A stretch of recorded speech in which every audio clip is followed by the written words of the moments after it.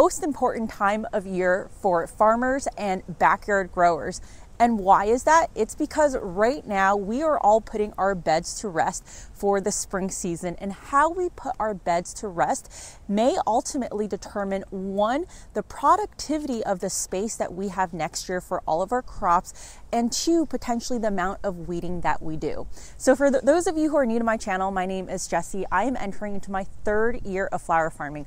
I am located in New Jersey in zone 7A, where we have officially entered into fall. We have been in fall for a while, but this time of year, all of the deciduous trees are shedding their leaves and we are putting those leaves to work. So I want to talk about in this video how we specifically use leaves in a regenerative way and a free way for our farm. And I feel that leaves are the most democratic form of resource for us to be able to condition and nurture our soil. Why is that? Because everyone has leaves, whether or not you live in a suburban environment where there's leaves like this around you, or you live in an urban area. People are bagging their leaves this time of year. They're taking it to municipalities, and you can always ask people for those leaves. It's a free resource and it's very easy to use. So let's get started and talk about how we use them on this farm. Believe it or not, this pile was full of leaves last year. Eric is actually surprised that this is the pile. Now, I've taken from this pile, but this was formerly a giant pile of leaves that decomposed over time. And so if you look at this, this is super, super rich. So it has broken down basically into what looks like soil. And this stuff is really, really great at retaining moisture. In fact, leaf mold, as it's called, can hold up to 500 times its weight in retaining water. So not only is this good, especially if you live in a drier environment where you don't get a ton of rainfall, especially later in the season, or you actually live in a place with a lot of rainfall, this can help make sure you don't have a ton of muddy areas. This is really, really good to put on top of your soil. So I did put this in my foxglove bed, which is in its second year of perennializing. And I also put it on top of some places where I have new seedlings. And I find that this stuff is also really, really great for preventing weed seeds from sprouting. And overall, it also just looks really great. I mean, it's basically black. You're adding organic matter into the field, and overall, it's a free resource that should be used. Now, this is really great for someone who has the space like us over here. If you have a smaller yard, having a pile of leaves actually doesn't take up a ton of space. Ultimately, what ends up happening is the leaves compact and they shrink. So you don't need as much space as you think you need. Now, obviously, if you live in a townhouse and you don't have that kind of a backyard area, or you're in a very public area, it might not be very sightly. But if you have like a quarter-acre lot, I think something like this is still very feasible. The trick is to pile it high because you want it to have some sort of thermal mass and generate some heat for it to facilitate the decomposing and the decaying process.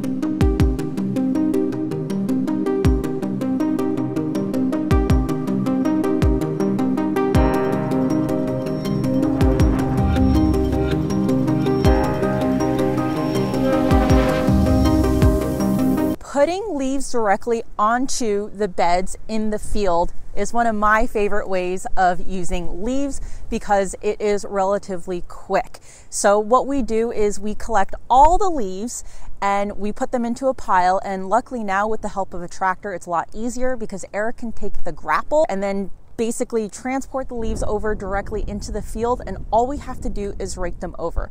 Now, there are a few things that we want to keep in mind. It's best to then run a mower over the leaves so that we can basically crush the leaves to be smaller, and that will also facilitate it decaying at a faster rate.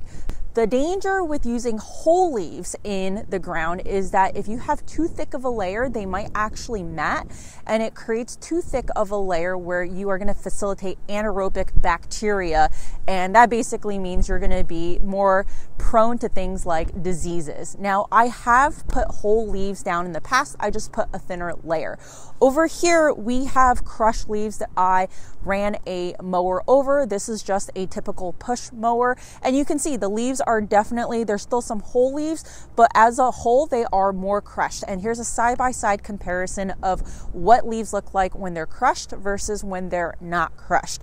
So what I like to do is I like to lay a thick layer of leaves above the bed. And we're talking about anywhere from like 4 to 5 inches of leaves.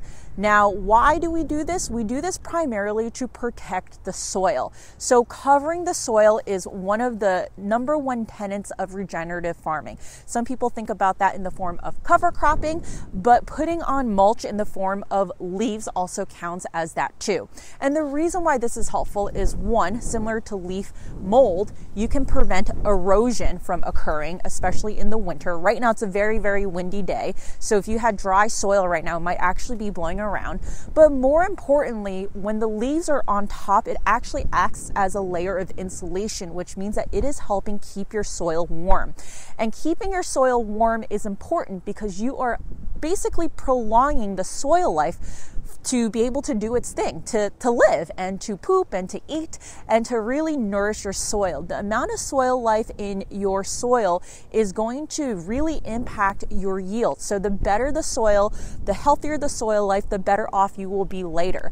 And so what that means is that you are effectively helping prevent the top layer of your soil from freezing. So you may not be able to prevent it throughout the entire season, especially if you live in a very cold climate, but you could definitely delay that freezing, and that freezing will definitely happen for a much smaller layer than it would if you did not mulch. Now, the other benefit of doing something like this is if you don't have a use for the space, but you know you're going to be planting into in the spring. So for example, I'm going to be putting my Lisianthus during the first couple of weeks of April here. During April, it's still really cold. The ground is not necessarily frozen, but it's definitely still really cold, and it's just not very pleasant as a whole, especially for the top layer of the soil.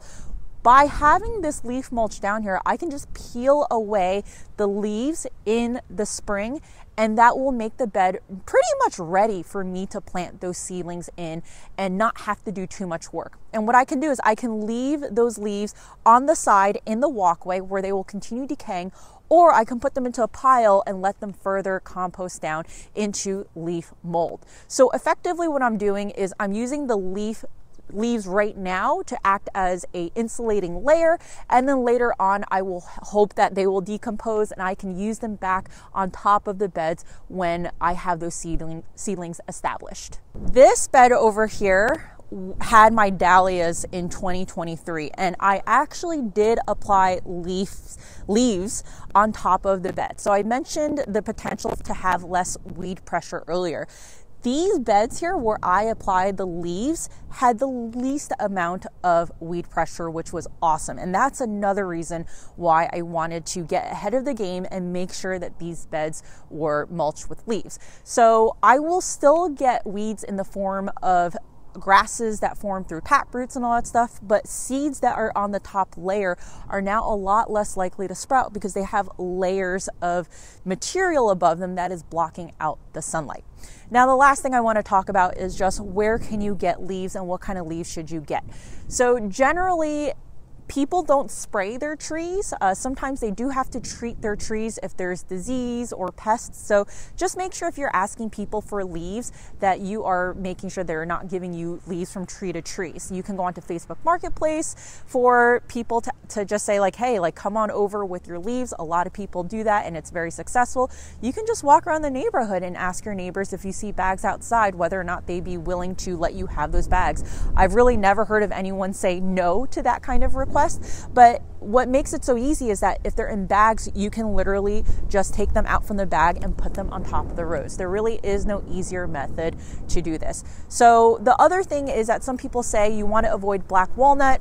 I would say that if you have black walnut incorporated amongst other types of leaves from other species, it's fine. You don't obviously want to be using black walnut for your entire field because black walnut contains something that discourages growth for most other plants. But other than that, it's pretty simple. Don't overthink it. And in general, leaves are just one of the best ways for us to condition and nurture our soil. So I hope this video is helpful for you. Let me know if you have any questions in the comments below, whether or not you're using leaves in your fall preparation for the spring next year. And I will see you in the next video.